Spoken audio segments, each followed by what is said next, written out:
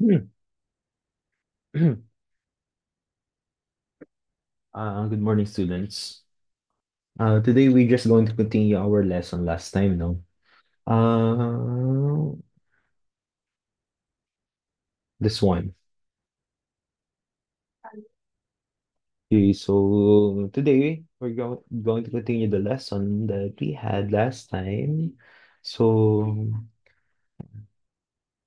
last time, no, we had our discussion when it comes to the endogenic and exogenic processes.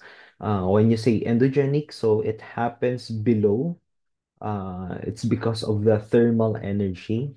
Uh, and pushes that endogenic forces causes the endogenic processes to happen.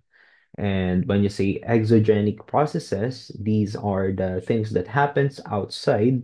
No, it affects the landforms also, but don't get the wrong idea, students. The formation of mountains is also uh, the result of the endogenic processes. So help to shape its student is more of exogenic processes because in exogenic processes we have the weathering and erosion. No, we have deposition, and a lot of things happens outside students, mass waiting landscape, and so on and so on. So uh, let's hear this one for students. Alfred Wegener was the first scientist to propose that the continents fit together like a puzzle and over time moved apart. His idea was brilliant, but he had a problem. He couldn't explain how the plates moved apart. Welcome to Moo Math and Science. Since this time, scientists have proposed at least four mechanisms to explain how tectonic plates move over the Earth's surface. These four mechanisms include mantle convection, ridge push, slab pull, and slab suction. The core of the Earth is extremely hot, and it's so hot it turns rock into liquid called magma. The hottest magma rises upward, and as this magma reaches the surface, it cools and sinks back down. This creates a convection current. The convection currents are similar to the movement of these beams. Notice how the beams rise, cool, and then sink back down.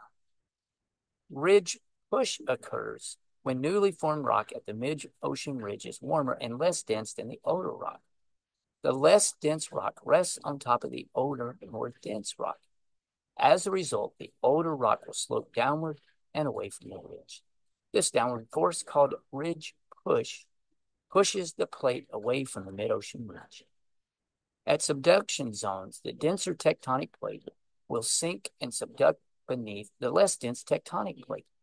The leading edge of the subducting plate sinks into the mantle and pulls the rest of the plate with it. This process is called slab pull. This process relies on gravity to pull down the tectonic plate and cause movement.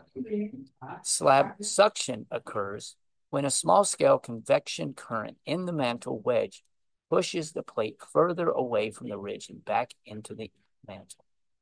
These actions cause the plates to move roughly 10 centimeters a year. Now, how do the tectonic plates move? When they move towards one another, this is called a convergent plate boundary.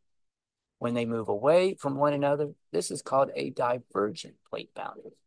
And when they move in opposite directions, it is called a transform plate boundary. Okay, so basically this is just the how do you say this one? A summary of our lesson today, no? And so pretty basic lang to students, okay mag-alala. So we have the theory of the tectonic plate students. It states that the plates are actually large and it's rigid blocks, no? May mga slabs siya. A broken lithosphere floating on the top of slow crawling ductile asthenosphere. Okay, so ayan, students. So we have two types of the plate students. We have the oceanic and we have the continental. So when you say oceanic students, basically it's in the ocean, no? It's made up of the igneous rock and it is dense. Because of this, composition. It is very dense, students, compared to the continental crust. Okay, so it's less denser. Okay, it's less denser. It's more of it has a buoyant characteristic, students, that allow itself to float under the uh under the ito under the mantle. Okay? So ayun, students, we have two types. Again, tandaan nyo na ha, two types of plates. We have the oceanic and we have the continental. So later na to, students. Ayan. Let's have first the Alfred Wegener, students. It proposed that the first complete continental drift happens. He proposed that, students, he said that the relative position of the continents in the Earth crust is not statistically fixed. So it is moving, students, not statistically fixed. Okay? So it's actually moving because of the tectonic plates. But that's the problem is he don't know about that. No, hindi niya alam 'yon. So, ang evidence niya lang during that time is there's a Glossopteris. It's an immobile seed-bearing fern. So, pag immobile siya, students, hindi siya gumagalaw. So, nagtataka, of course, bakit nakarating siya sa iba't ibang parte ng continents if hindi siya gumagalaw. So, maybe the reason is the drifting apart of the different continents. Aside from that, we have the distant relative mammals such as the Lestrosaurus and Mesaurus, no? Nakita sila doon. And aside from that, we have the map and the rocks. No, for example, on this part, no, on the scale, meron pa lang yan sa mga boundaries the students may magkakaparehong rocks. And during the drifting apart, students, the scientists try to check it, students, if they have the same composition, and they have. So sabi niya, baka daw nag-drift yung continents sa isa't isa. Hindi niya lang may paliwanag bakit. Yun yung nagiging problema. Okay, so next tayo to students. So, sabi niya, meron daw Pangaea dati, nagsimula daw, no? Yun yung pinaka super single continent natin. After that, students, nagkaroon ng tinatawag na Laurasia and Guandana. Okay, Laurasia and Guandana, it's the splitting apart of the Pangaea. Okay. So, and then after that, students, the Lauriasha and Guandana, it decided, ano yung tao, it happens that it drifted apart from each other, or also uh, making our continents today. So, ayan, students, rejecting the hypothesis, a new theory emerged that is what we call the plate tectonics. No? Karoon tayo ng theory of plate tectonics. So, na-reject yung hypothesis niya. Kasi hindi niya ipaliwanag bakit naman kasi gumagalaw. No? Wegener could not provide an explanation of what exactly made the continents move. So, what's the reason behind? So, after that, students, we have the new technology today, no, innovative na tayo ngayon eh. Then, of course, the reason pala is the plate tectonics. Okay. Plate tectonics.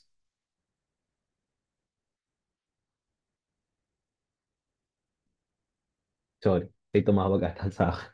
Okay, so Earth major role, students, of the plate tectonics is that the uppermost mantle along with overlying crust behaves as a strong rigid layer. So yung lithosphere natin is very very strong, students, no?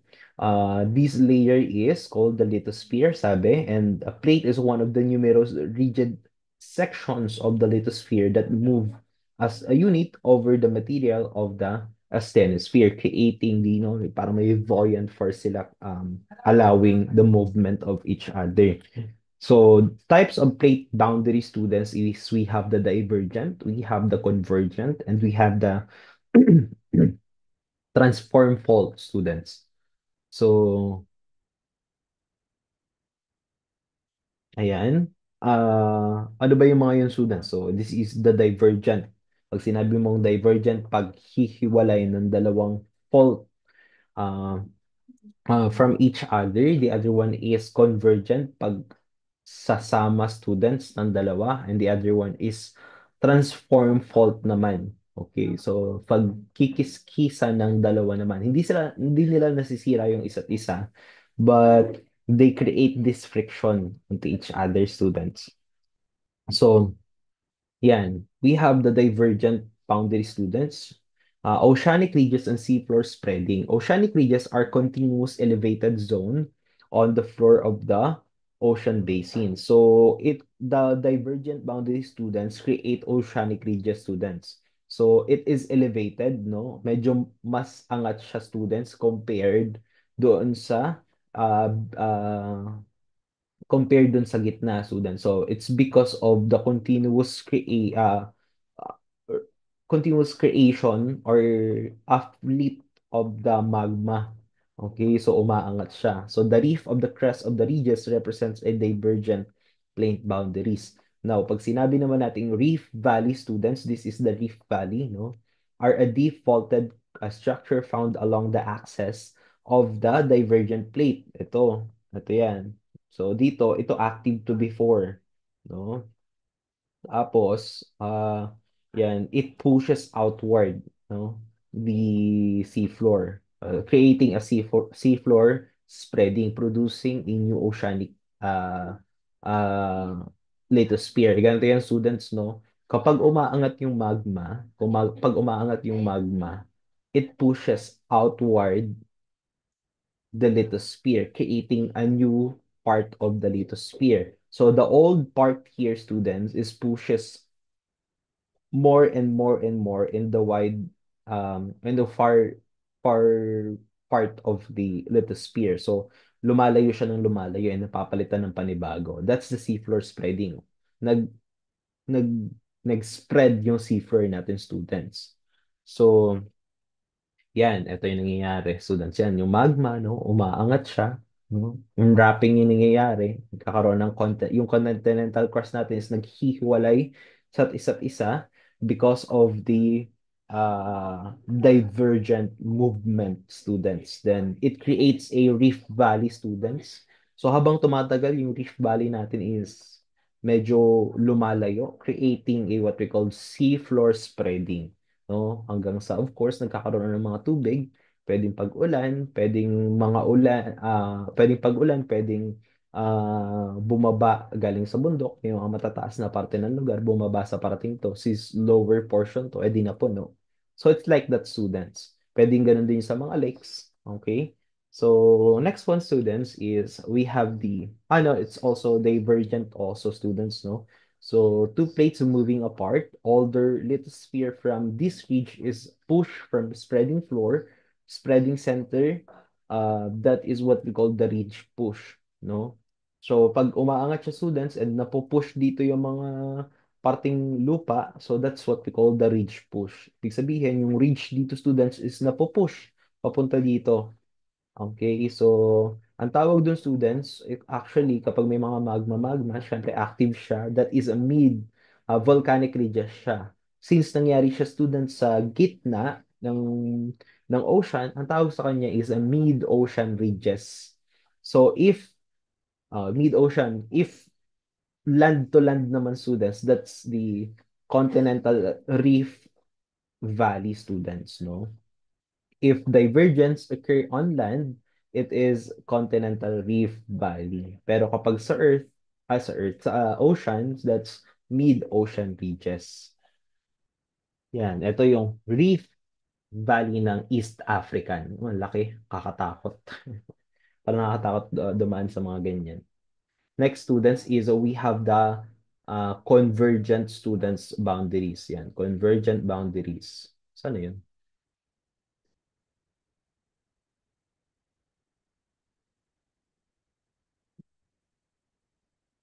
Yan, a subduction zone occurs when an oceanic plate is forced down in the mantle beneath a second plate. So, yung nakaalala niyo sa video kanina, sabi, no, ano nangyayari dun, students, basically, is since ang ocean ay very dense, no, and compared to the continental, students, hinihila siya dito pababa during movement ng convection. So, yung convection na to, students, yan, tinan niyo.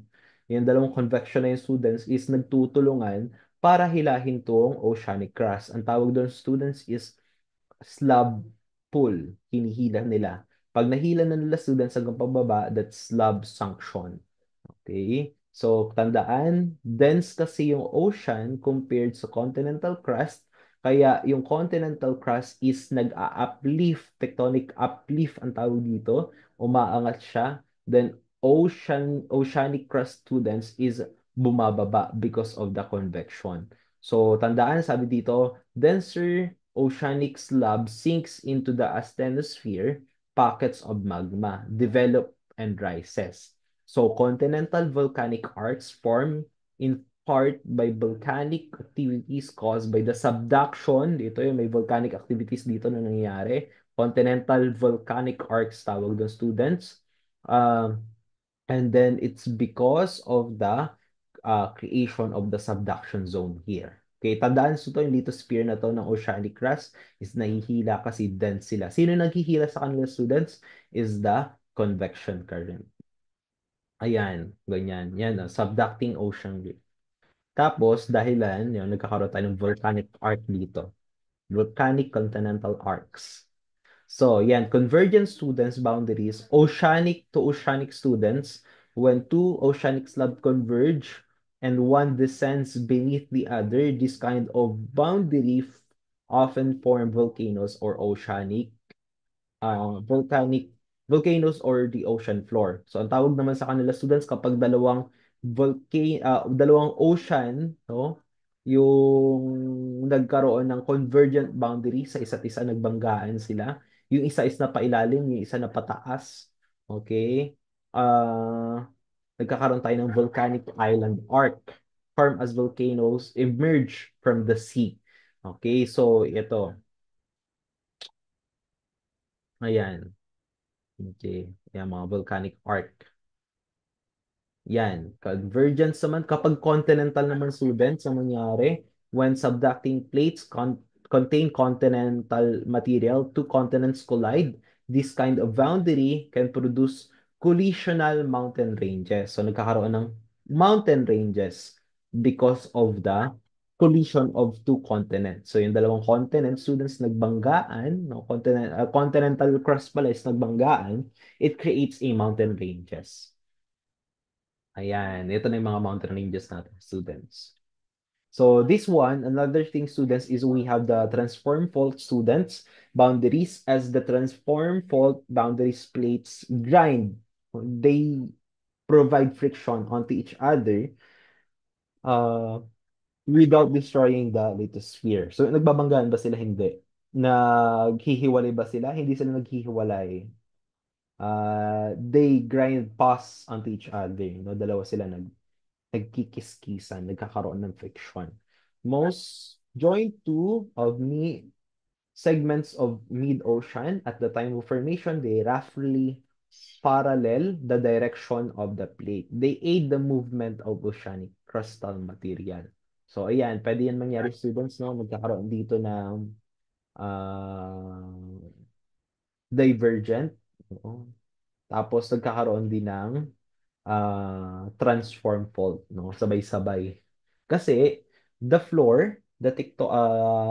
lithosphere is constantly moving, 'di ba? Because of the convection. So, ano yung dahilan kung bakit dapat nating paniwalaan yung plate tectonics? Una, no?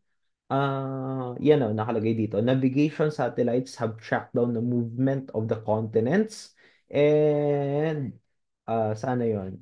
Basically, it's because we have innovative or updated technology today, students, we can actually see that it's actually they are actually moving. They can predict that, they can measure that, no? May mga seismic tomography tayo students, no? Yan, may of course isa pa to students, no? Kung wala man, geographic fit continents, no?